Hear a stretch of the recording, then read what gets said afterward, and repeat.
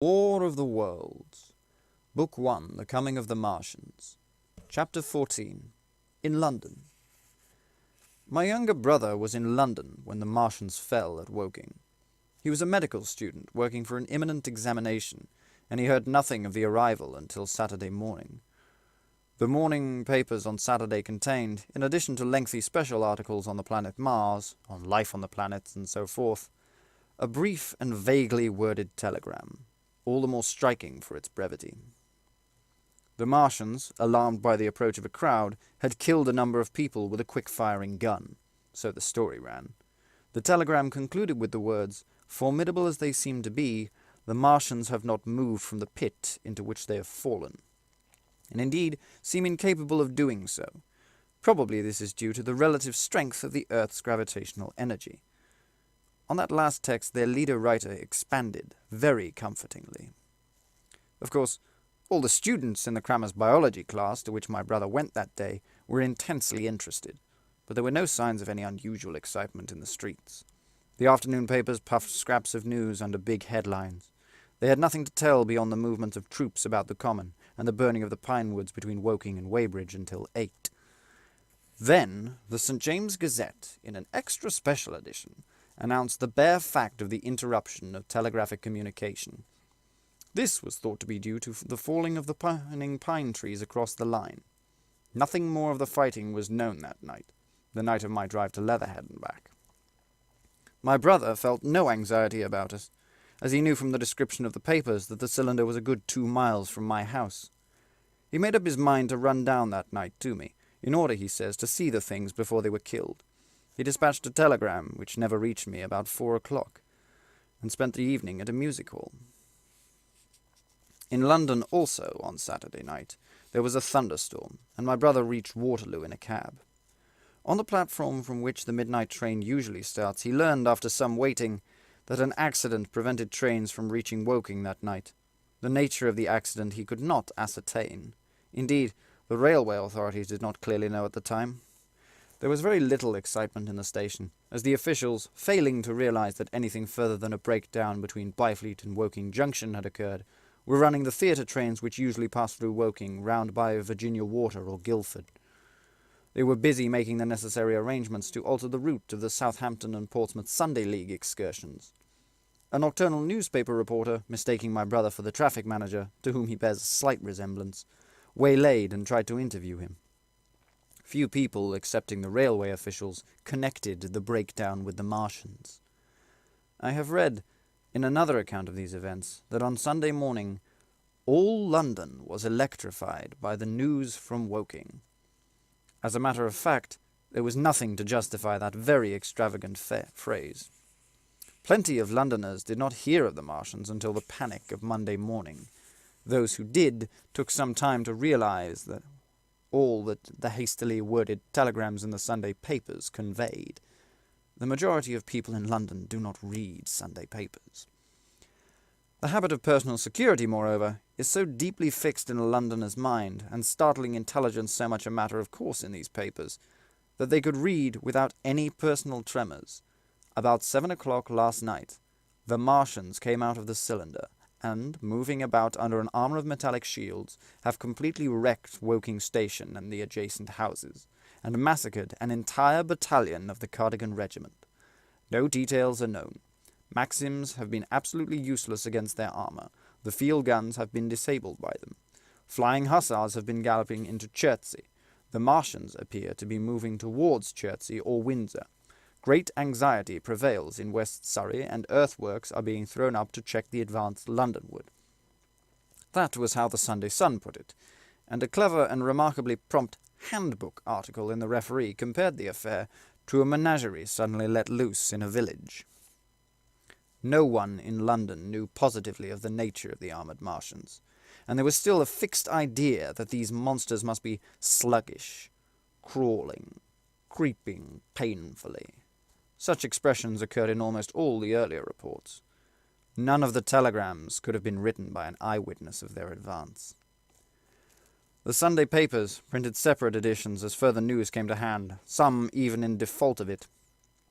But there was practically nothing more to tell people until late in the afternoon, when the authorities gave the press agencies the news in their possession. It was stated that the people of Walton and Weybridge and all the district were pouring along the roads Londonward. And that was all. My brother went to church at the Foundling Hospital in the morning, still in ignorance of what had happened on the previous night. There he heard allusions made to the invasion, and a special prayer for peace. Coming out, he bought a referee. He became alarmed at the news in this, and went again to Waterloo Station to find out if communication were restored. The omnibuses, carriages, cyclists, and innumerable people walking in their best Sunday clothes seemed scarcely affected by the strange intelligence that the news vendors were disseminating. People were interested, or, if alarmed only on account of the local residents. At the station, he heard for the first time that the Windsor and Chertsey lines were now interrupted. The porter told him that several remarkable telegrams had been received in the morning from Byfleet and Chertsey stations, but then these had abruptly ceased. My brother could get very little precise detail out of them. "There's fighting going on about Weybridge," was the extent of their information. The train service was now very much disorganized. Quite a number of people who had been expecting friends from places on the South-Western network were standing about the station. One grey-headed old gentleman came and abused the South-Western Company bitterly to my brother. "It wants showing up," he said. 1 or 2 trains came in from Richmond, Putney, and Kingston, containing people who had gone out for a day's boating and found the locks closed, and a feeling of panic in the air. A man in a blue and white blazer addressed my brother, full of strange tidings. "There's hosts of people driving about Kingston in traps and carts and things, with boxes of valuables and all that," he said. "They come from Molesey and Weybridge and Walton, and they say there's been guns heard at Chertsey, heavy firing, and the mounted soldiers have told them to get off at once because the Martians are coming. We heard firing at Hampton Court Station, but we thought it was thunder. What the dickens does it all mean? The Martians can't get out of their pit, can they?" My brother couldn't tell him. Afterwards, he found that the vague feeling of alarm had spread to the clients of the Underground Railway, and that the Sunday excursionists began to return from all over the south-western Lung, Barnes, Wimbledon, Richmond Park, Kew, and so forth, at unnaturally early hours. But not a soul had anything more than vague hearsay to tell of. Everyone connected with the terminus seemed ill-tempered. About 5 o'clock, the gathering crowd on the station was immensely excited by the opening of the line of communication, which is almost invariably closed, between the south-western and south-eastern stations, and the passage of carriage trucks bearing the huge guns and carriages crammed with soldiers. These were the guns that were brought up from Woolwich and Chatham to cover Kingston. There was an exchange of pleasantries. "You'll get eaten," "We're the beast tamers," and so forth. A little while after that, a squad of police came into the station and began to clear the public off the platforms. My brother went out into the street again. The church bells were ringing for evensong, and a squad of Salvation Army lassies came singing down Waterloo Road. On the bridge, a number of loafers were watching a curious brown scum that came drifting down the stream in patches. The sun was just setting, and the clock tower and the Houses of Parliament rose against one of the most peaceful skies it is possible to imagine. A sky of gold, barred with long transverse stripes of reddish-purple cloud. There was talk of a floating body. One of the men there, a reservist he said he was, told my brother that he had seen the heliograph flickering in the west.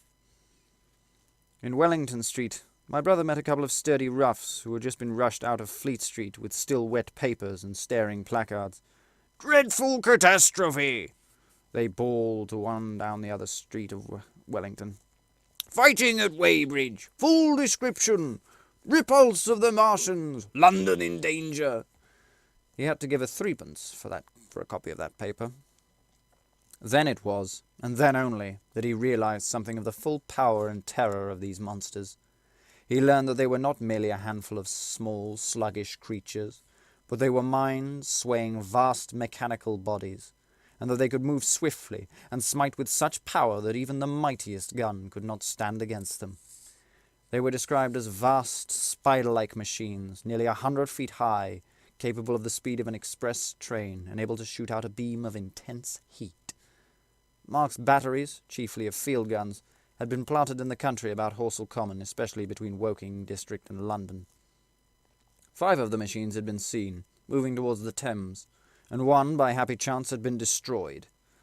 In the other cases, the shells had missed, and the batteries had at once been annihilated by the heat rays. Heavy losses of soldiers were mentioned, but the tone of the dispatch was optimistic. The Martians had been repulsed. They were not invulnerable. They had retreated to their triangle of cylinders again, in the circle about Woking. Signallers with heliographs were pushing forward upon them from all sides.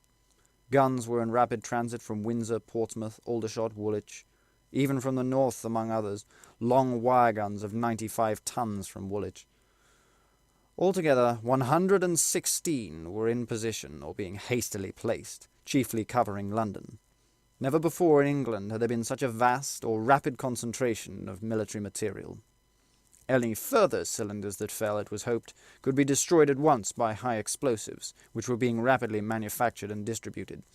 No doubt, ran the report, the situation was of the strangest and gravest description, but the public was exhorted to avoid and discourage panic. No doubt the Martians were strange and terrible in the extreme, but at the outside there could not be more than 20 of them against our millions.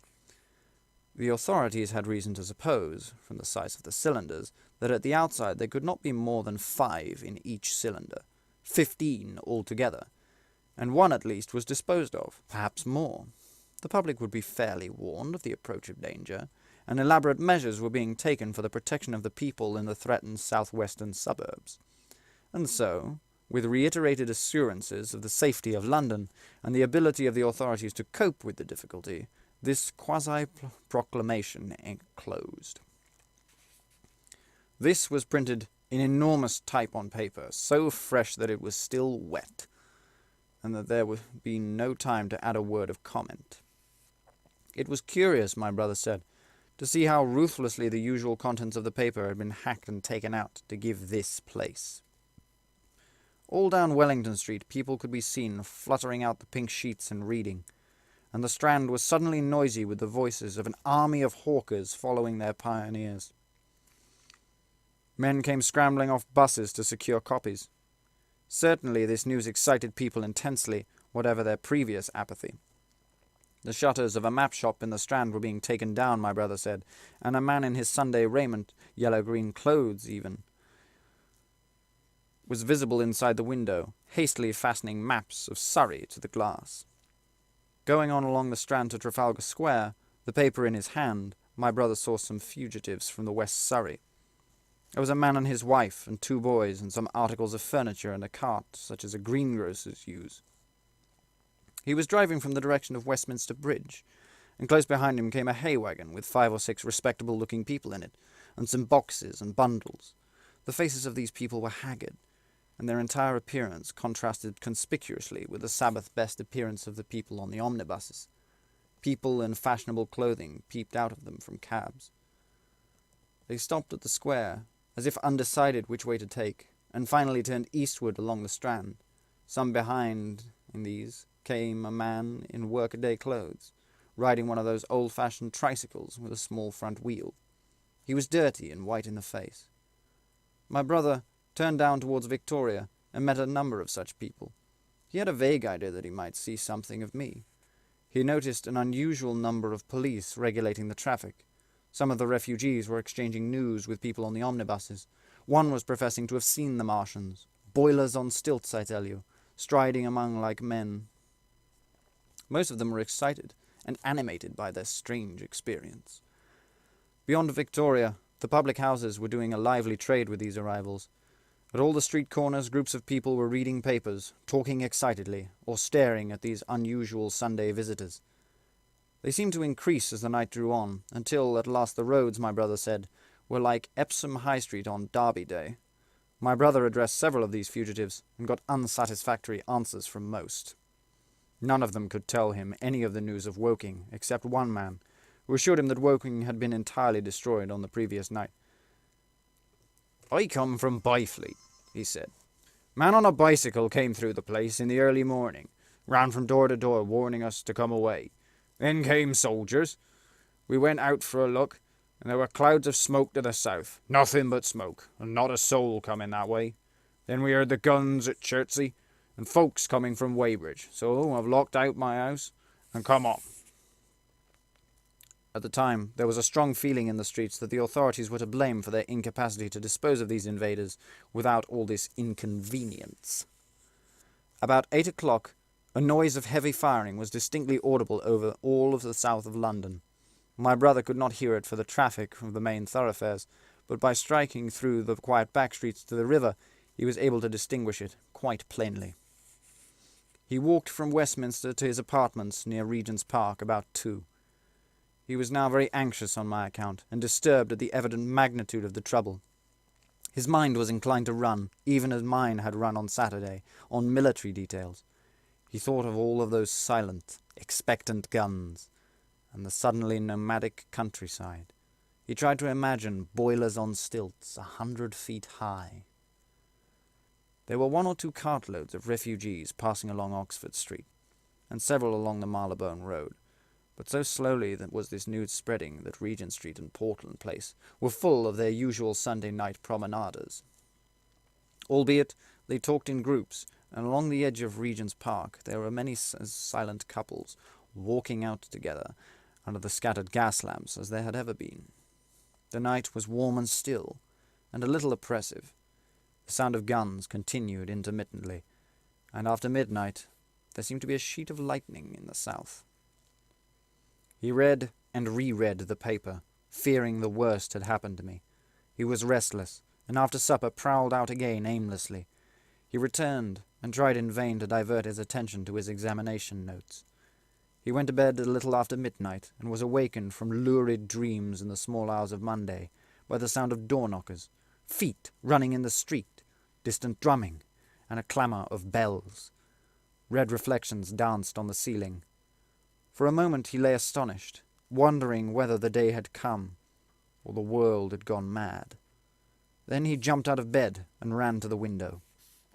His room was an attic, and as he thrust his head out, up and down the street there were a dozen echoes to the noise of his window sash, and the heads in every kind of dismay. Inquiries were being shouted. "They are coming," bawled a policeman, hammering at the door. "The Martians are coming," and he hurried to the next door. The sound of drumming and trumpeting came from the Albany Street barracks. With every church within earshot was hard at work, killing sleep with a vehement, discordantly tocsin.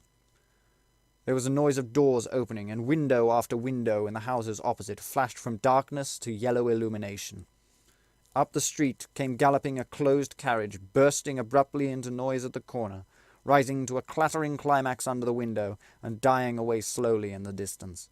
Close on the rear of this came a couple of cabs, the forerunners of a long procession of flying vehicles, going for the most part to Chalk Farm Station, where the Northwestern special trains were being loaded up, instead of coming down the gradient into Euston. For a long time my brother stared out of the window in blank astonishment, watching the policemen hammering at door after door, and delivering their incomprehensible message. Then the door behind him opened, and the man who lodged across the landing came in, dressed only in shirt, trousers, and slippers, his braces loose about his waist, his hair disordered from his pillow. "What the devil is it?" he asked. "A fire? What a devil of a row?" They both craned their heads out of the window, straining to hear what the policeman was shouting. People were coming out of the side streets and standing in groups at the corners, talking. "What the devil is it all about?" said my brother's fellow lodger. My brother answered him vaguely and began to dress, running with each garment to the window, in order not to miss nothing of the growing excitement. And presently men selling unnaturally early newspapers came bawling into the street. "London in danger of suffocation. The Kingston and Richmond defences forced. Fearful massacres in the Thames Valley." And all about him, in the rooms below, in the houses on each side and across the road, and in behind the park of terraces, and in the 100 other streets of that part of Marylebone, and the Westbourne Park district, and St. Pancras, and Westwood, and Northwood, and Kilburn, and St. John's Wood, and Hampstead, and Eastwood, and Shoreditch, and Highbury, and Haggerston, and Hoxton, and indeed through all the vastness of London, from Ealing to East Ham, people were rubbing their eyes and opening windows to stare and ask aimless questions, dressing hastily as the first breath of the coming storm of fear blew through the streets. It was the dawn of the great panic, London, which had gone to bed on Sunday night, oblivious and inert, was awakened, and the small hours of Monday morning, to a vivid sense of danger. Unable from his window to learn what was happening, my brother went down and out into the street, just as the sky between the parapets and the houses grew pink with the early dawn. The flying people on foot and in vehicles grew more numerous with every moment. "Black smoke," he heard people crying. Again, "Black smoke." The contagion of such an unanimous fear was inevitable, and my brother hesitated on the doorstep. He saw another news vendor approaching and got a paper forthwith. The man was running away with the rest, and selling papers for $1 each as he ran, a grotesque mingling of profit and panic. From this paper my brother read that catastrophic dispatch from the Commander-in-Chief. The Martians were able to discharge enormous clouds of black and poisonous vapor by means of rockets. They have smothered our batteries, destroyed Richmond, Kingston, and Wimbledon, and are advancing slowly towards London, destroying everything in their way. It is impossible to stop them. There is no safety from the black smoke but in instant flight. That was all, but it was enough. The whole population of the great 6 million city was stirring, slipping, running presently. It would be pouring en masse northward. Black smoke, the voices cried. Fire. The bells of the neighbouring church made a jangling tumult. A cart, carelessly driven, smashed, amid shrieks and curses, against the water trough up the street. Sickly yellow lights went to and fro in houses, and some of the passing cabs flaunted unextinguished lamps, and over the head of the dawn was growing brighter, clear, and steady, and calm. He heard footsteps running to and fro in the rooms, and up and down the stairs behind him. His landlady came to her door, loosely wrapped in a dressing gown and shawl. Her husband followed, ejaculating. Poor choice of words there. As my brother began to realize the import of all these things, he turned hastily to his own room, put all his available money, some £10 altogether, into his pockets, and went out again into the streets.